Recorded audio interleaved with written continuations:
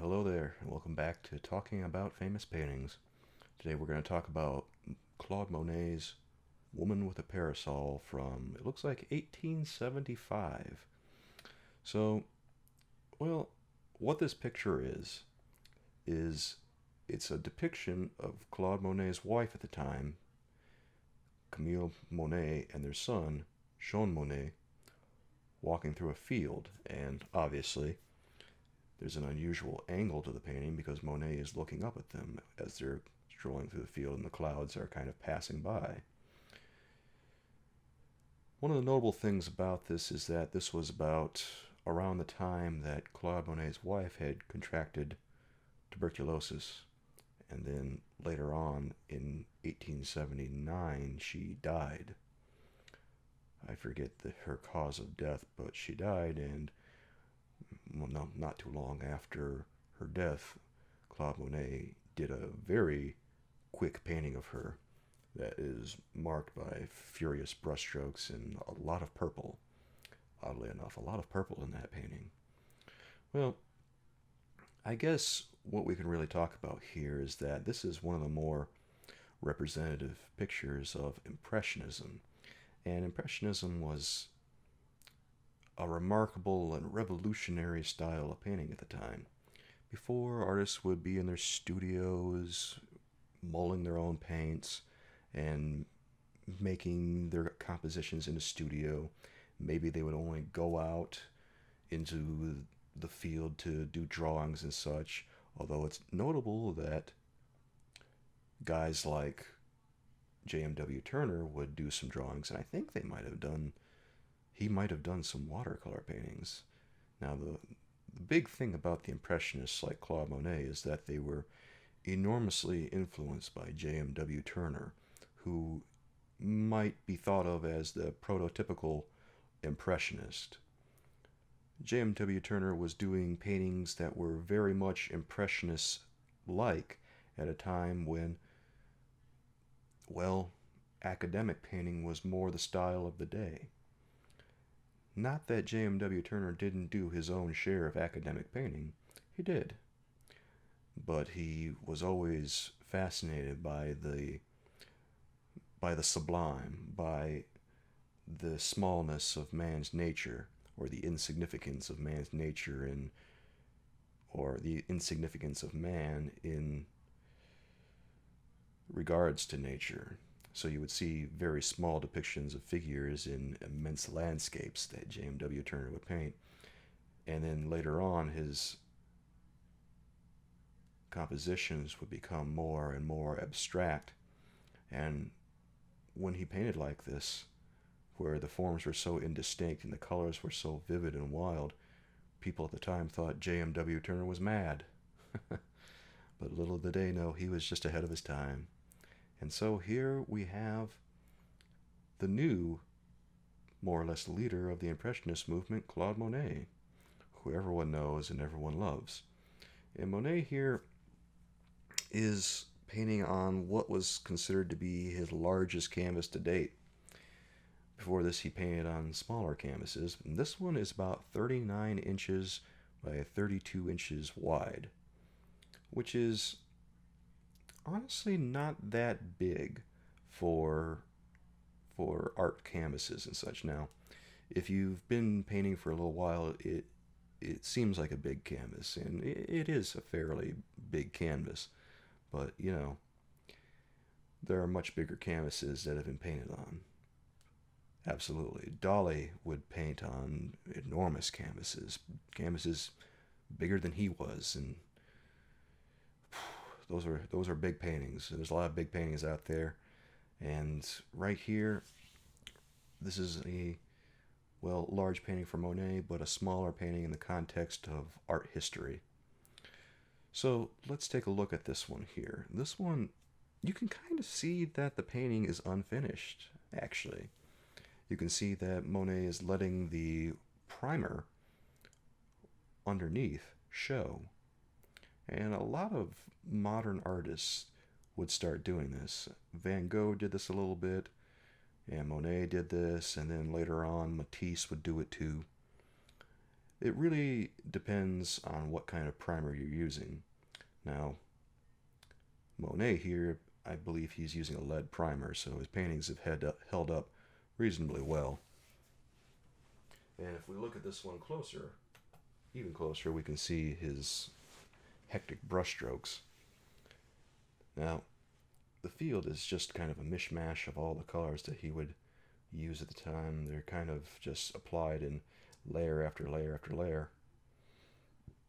It looks as if he painted this initially, and he might have come back to paint in.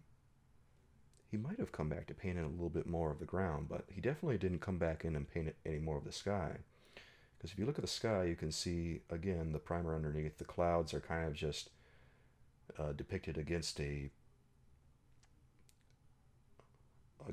gray that appears to be kind of just swirling in beneath them, like he was trying to indicate some sort of shadow that was in the clouds there. And his brushstrokes are kind of bordering on a pointless technique like Van Gogh might use. Now it's not consistent, so it's not really being used to great effect. It's just that he's letting his brushstrokes show, which is another part of Impressionism that's very notable. At the time when academics would do their paintings and such, they weren't really fond of letting brushstrokes show.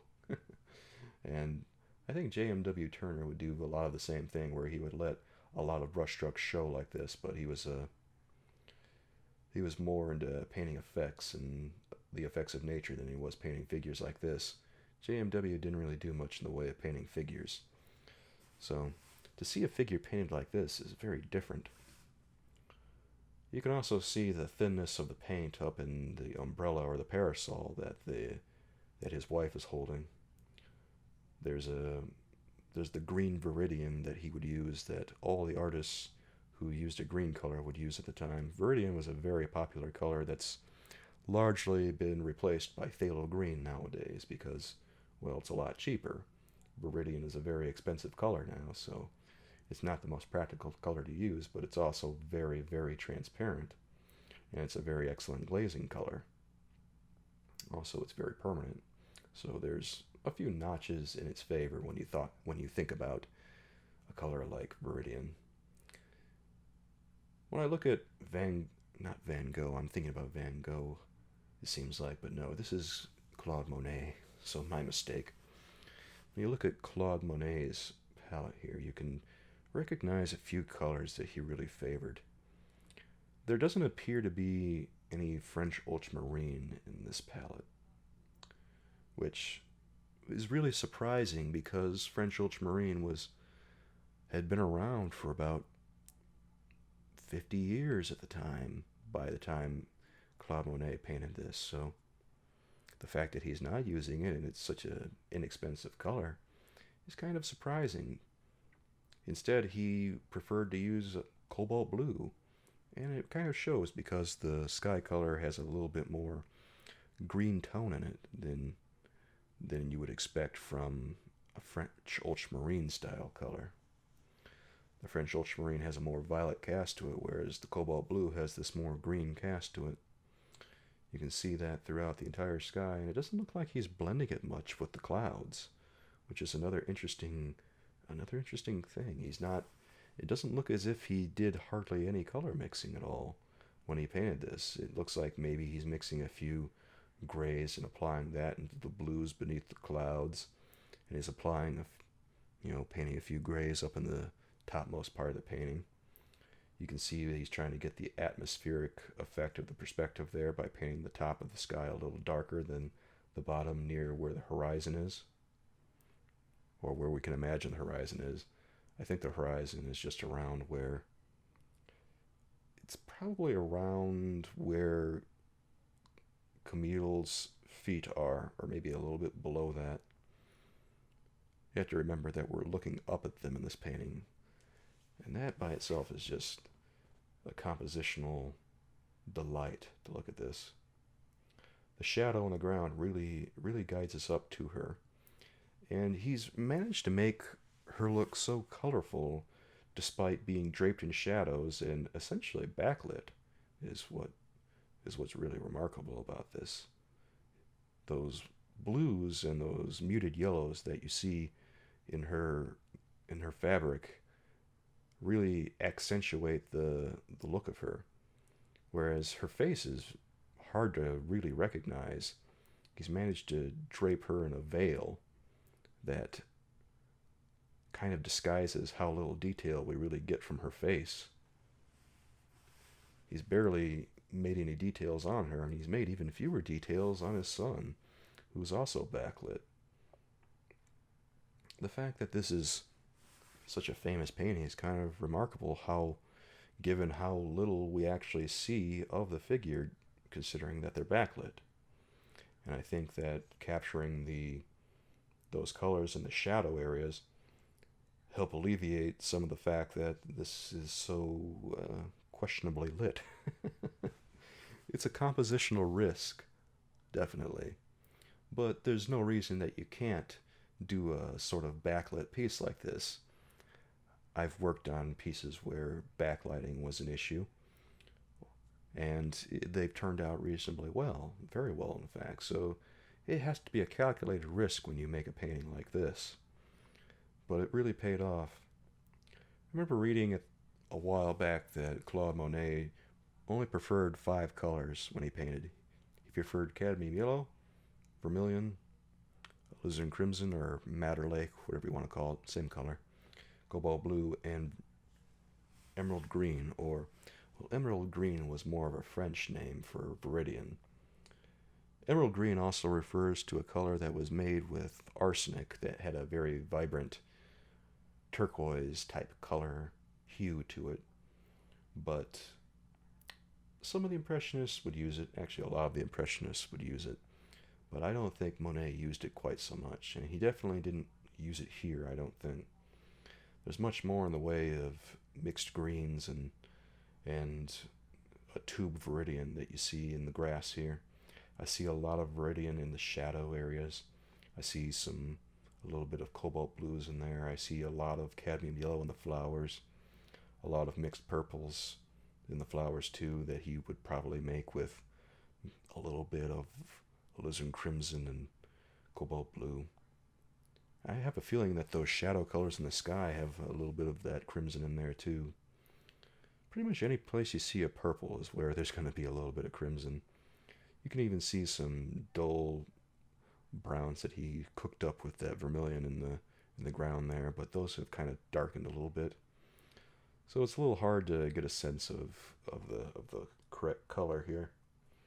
It's kind of remarkable that you can still see some of the blush in his son's face there from the reds he would use. This was 1875, so we have to remember the limitations of the palette here. We don't have as many colors as we have now. So if they wanted to use a bright red, they were going to use vermilion, and they were going to use alizarin crimson. It was either those or nothing. So that's just the way it is. I know I've mentioned it before, but just a reminder here that if you look at these paintings and think, well, why didn't he use better colors? Well, he didn't have better colors, so cut him some slack.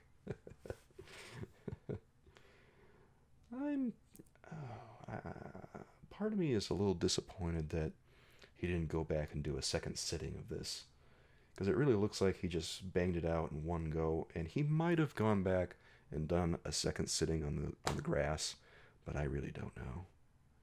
I really don't know. It looks like it's layered, but he also might have been painting alla prima very quickly on that and just was able to use some medium to get it built up in layers very quickly like that, which can be a little tough to do because when you have wet paint and you're trying to work into that wet paint, sometimes it can get very blurry and sometimes it can get mixed very unpleasantly and turn into mud.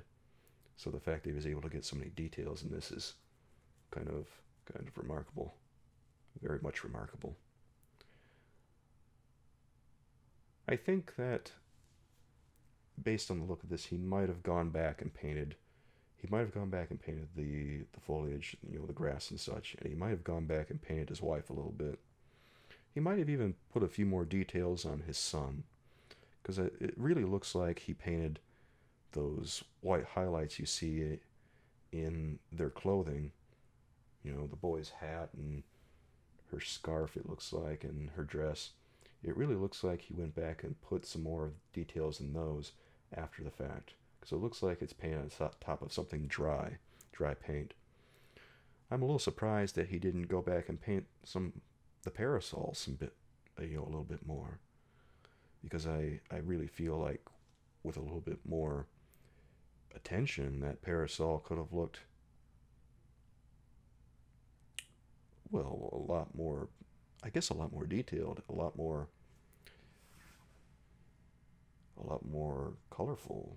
He could have added some more blues in there, maybe. He could have added some more just details in general, light, accents. But maybe there was a reason for that. Maybe he didn't want to take away from his wife and his son.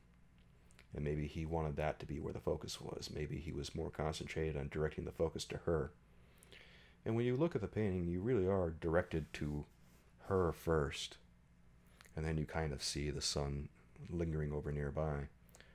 The grass leads you up to her, and you're not too inclined to go up to the parasol. At least that's how I feel. I glance at the parasol, but then I glance back at her, and maybe that's the point. And I think that he left the sky unfinished because it really didn't need to be finished. I think this might be a case of the artist accomplished what he set out to do, so he didn't feel he needed to do any more. He just added more detail where he needed to, and left it at that. I think that this painting is a lot more remarkable from a distance. Because when you look at the painting up close, you think, oh boy, yeah, I could do that. What's so great about that? But at the same time, you have to appreciate all the fine details that crop up in this when you look at them and realize, boy, this is such a cornerstone of modern art, or what built up to modern art. A lot of Impressionist paintings are like that, where the further you step back from them, the more complete they tend to look, whereas when you come up close and you start to see all the individual pieces that make them up, they start to look less remarkable than they would otherwise. It's too bad, but also you have some sort of appreciation for actually living up to the name Impressionist and capturing that impression. One of the more notable things about this composition is that this isn't some kind of elaborate portrait or anything. This is just a very casual scene, which, again, for 1875 was a notable thing.